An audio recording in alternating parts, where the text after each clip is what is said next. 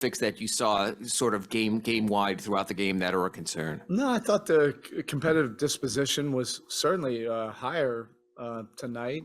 There were a lot of probably 5 or 6 important skirmishes during the course of the game. We won a couple of them, but every time we won,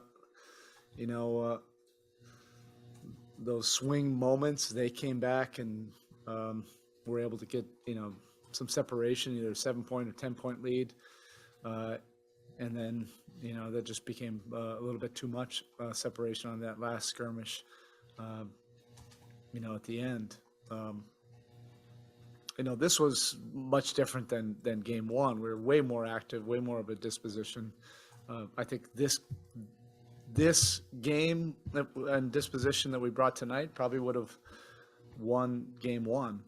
But that's the way it goes. We have to continue, to work at it and get better. I think we forced a lot more turnovers. I think this is back-to-back, games. I think in Chicago, fourth quarter, we held them to 20 points. Tonight, 22. That just has to be a lot more consistent. You're not going to do that every quarter, obviously, against very good teams, but you get a couple quarters like that, sustain it, be a little bit more consistent with it. That certainly would put us in a better position. What did you see? Plus, What did you see in those stretches? plus minus usually doesn't tell much of anything, but plus 20 with Bam, minus 27 without him. That when he got his fourth, he had the tech too. I mean, did you feel like that took the wind out of the sails a little bit? No. Him getting his fourth foul certainly did. I think the first foul, which I didn't think was a foul, like those things add up, and then he ended up missing some minutes in the first half. That's the way it goes sometimes. Him getting the tech, I think that was kind of inconsequential. It was more the play that got us into the hole and that swing moment. But him being in foul trouble, I think 2 of the calls were tough calls. But we overcame, a lot of different circumstances throughout the course of the game. And, our pressure, our activity, the deflections, forcing turnovers was much better than in game one. And, we weren't able to get over the hump and get the job done, but we just have to stay the course. There's definitely improvement from game one to game two. We're not looking for moral victories or anything like that, but we're looking for progress, ultimately, hopefully to lead to wins. And, that's what we'll focus on for tomorrow night. It's only been 2 games, but the 3-point attempts have been down these first 2. Have you seen anything that's kind of contributed to that, or is it just a case of small? No, not necessarily. I think, in the last game, the turnovers had a lot to do with it. I think this game, more schematics. The way Boston defends, there's not going to be a ton of them open. It's a big strength of ours, but you have to do whatever you have to do against really good teams. And I think, there was some swing moments also where we were defending at a high level, and then more importantly, it wasn't necessarily about the 3 ball, it was more importantly about quality shots. And there was some moments in the game, where we got it to 4 and we didn't get the ball where it needed to go, and then all of a sudden you look up and it's 10 points. You mentioned those 4 fouls for Bam. Those stretches at the end of the first and third quarters, really where the game got separated. Beyond him just not being on the court, what changed there in terms of what Boston was doing or what you weren't doing that spun things in their direction? Yeah, they went to a little bit of a hybrid lineup.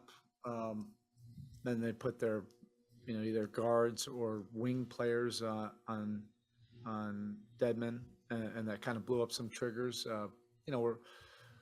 We're used to that playing against them, and we weren't quite as intentional offensively during those moments. And you pay for it. The margin for error against really good teams, like how we feel we are, and certainly Boston is as well, that if you're not intentional all the way through, that can that can be costly, and it might not be a 15-3 run. It might just be a 7-1 run or something like that. And I think that happened, probably 2 or 3 times during the course of the game. 0 free throws for Jimmy Butler tonight. Was it a matter of shot selection or just an unfriendly whistle in terms of I not don't being think it able to was. get the line? There's a couple that we feel that could have been fouls. I'm sure they feel the same way. That's just kind of the way it went, tonight, and they did a great job of protecting the paint and trying to defend things 2-on-2 or versus their switches and stuff like that. You mentioned Boston schematics kind of taking away the threes, and it led to kind of what looked like a postseason shot diet at times. Did you like how the guys, their approach to the shots that were available, and did you like the shots that you got? For the most part, yes. But again, when you're facing a good defensive team, you have to be able to generate, whatever you generate, as long as you're getting the ball where it needs to go. That's the most important thing. And then your shot profile will be what it is. You trust your guys, to take the right shots and to make the right reads versus the coverages. Again, against a team like Boston, probably not going to score 140. So those swing possessions, are extremely important, getting the ball where it needs to go. And I think, there was a handful of possessions, in each of those quarters, at the end of the quarters, that we weren't quite as intentional as we could have been. Okay, thank you.